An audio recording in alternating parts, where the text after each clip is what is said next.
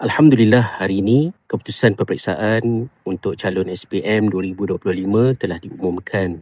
Tahniah kepada anak-anak yang mendapat keputusan yang baik, dan bagi anak-anak yang mendapat keputusan tidak seperti yang diharapkan, should be okay, kerana SPM hanya satu daripada persinggahan daripada perjalanan yang sangat panjang. Saya mengambil SPM pada tahun 1992 dan di tahun 2026 ni masih belajar lagi. Keputusan peperiksaan SPM di negara kita ini ada pelbagai cerita di belakangnya. Apa yang ingin saya pesankan kepada anak-anak ialah kita harus lebih percaya dan merujuk kepada penilaian diri kita sendiri terhadap perkembangan dan pencapaian kita sepanjang ketika kita berada di sekolah sebelum peperiksaan itu, melebihi apa yang dimaklumkan oleh keputusan peperiksaan tersebut. Kita tahu kita kuat dekat mana, lemah dekat mana, bagus di mana. Justru jika keputusan SPM kita lebih rendah daripada yang sepatutnya kita dapat berdasarkan kepada usaha yang telah kita buat, maka janganlah keputusan yang rendah itu menjejaskan keyakinan kita terhadap kekuatan yang kita ada dalam subjek-subjek tertentu. Seandainya keputusan peperiksaan SPM kita lebih bagus daripada yang kita jangka dan seperti tidak menceritakan keupayaan sebenar kita dalam subjek berkenaan,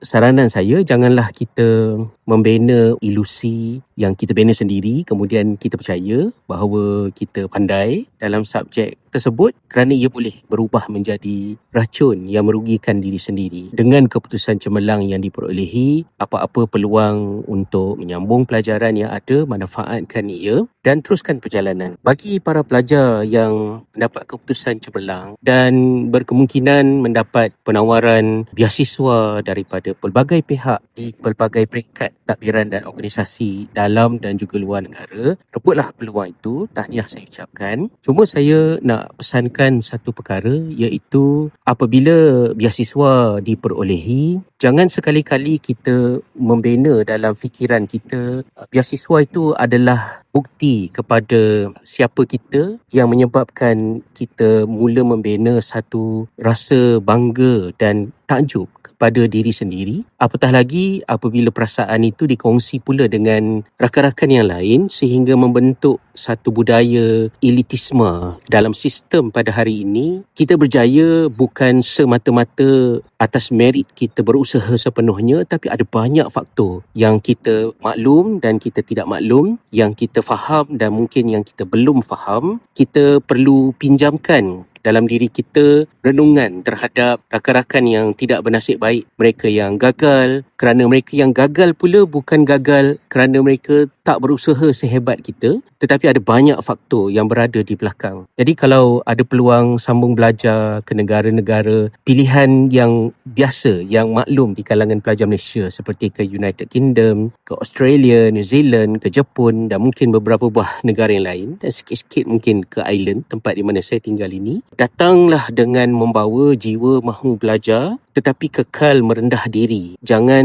duduk dalam bubble yang kita bina. Kita perasan kita pelajar-pelajar yang bagus, malah tak keterlaluan untuk saya katakan bersedia untuk terkejut seandainya kita dapati rupanya kita ni taklah cerdik mana apabila kita duduk dalam komuniti pelajar antarabangsa. Kalau ada rezeki belajar di luar negara, anda akan didatangi dengan mesej-mesej daripada penaja, daripada pihak atasan yang mengingatkan anda betapa hebatnya anda, betapa cerdiknya anda, geniusnya anda dan betapa terpilihnya anda untuk mendapat beasiswa yang hanya segelintir sahaja pelajar yang memperolehinya. Kata-kata itu mungkin niat asalnya adalah untuk memberi semangat kepada kita, tetapi dia boleh menjadi racun yang menyebabkan kita lupa diri. Jadi ke mana sahaja kita pergi, kita perlu ingat kita adalah hamba kepada Allah Subhanahu Taala, dan sebagai rakyat Malaysia juga, bawalah tingkah laku kepribadian yang baik. Pada masa yang sama juga, apabila berada di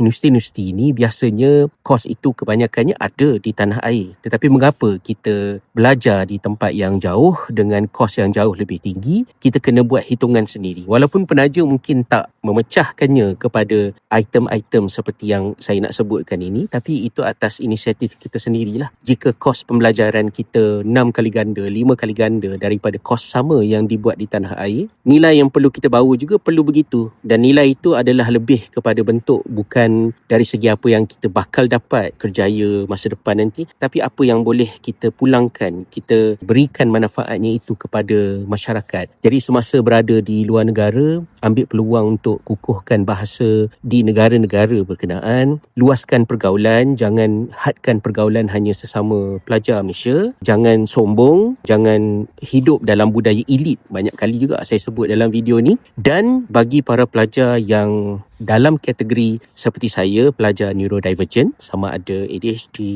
autism, disleksia dan lain-lain, uruskanlah ia dengan sebaik mungkin. Apabila telah sampai ke universiti-universiti di luar negara, manfaatkanlah perkhidmatan yang disediakan oleh pihak universiti, disability service di universiti-universiti untuk mendapatkan sokongan daripada awal. Bukan hujung-hujung bila dah kita terjebak di dalam masalah-masalah yang kritikal dan sukar untuk diuruskan, baru kita mendapatkan pertolongan. So daripada awal, engage masing-masing. Penlibatan kita dalam disability service di universiti-universiti ini tidak ada kena-mengena dengan penaja, dengan pihak yang berada di tanah air. Data itu tidak berpindah daripada universiti ke pihak ini tadi. Maka ia adalah confidential dan dijaga dengan sebaik mungkin. Manfaatkanlah surah At-Taubah ayat 122 sebagai pesanan daripada Allah SWT kepada penuntut ilmu, yang mana kita menuntut ilmu ini adalah sebagai satu amanah daripada Allah untuk akhirnya kita memulangkan manfaat dalam bentuk nasihat, peringatan, malah amaran kepada masyarakat untuk masyarakat terus hidup berjaga-jaga pada apa yang baik dan apa yang buruk di dunia dan juga di akhirat. Wallahualam.